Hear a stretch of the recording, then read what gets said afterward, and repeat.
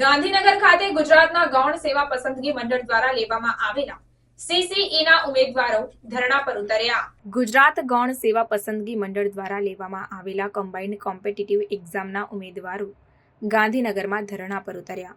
આ ઉમેદવારોની મુખ્ય માંગણી છે કે પરીક્ષાના પરિણામને ફરીથી રિવાઇઝ કરવામાં આવે અને કેટેગરી મુજબ 7 ગણા ઉમેદવારોને બોલાવવામાં આવે.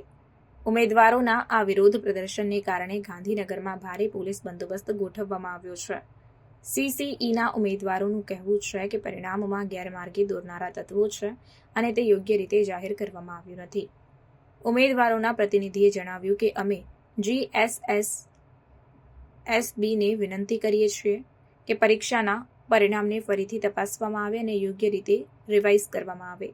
આ વિરોધ પ્રદર્શન દરમિયાન ઉમેદવારોના પ્રતિનિધિઓએ GSSSBના અધિકારીઓ સાથે મુલાકાત કરી અને તેમની માંગણીઓ રજૂ કરી.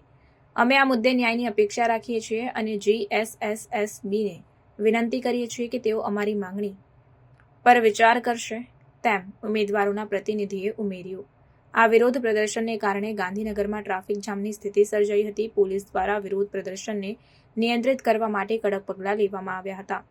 GSSSBના અધિકારીઓએ જણાવ્યું કે અમે ઉમેદવારોની માંગણીઓ પર વિચાર કરીશું અને યોગ્ય પગલાં લેશું.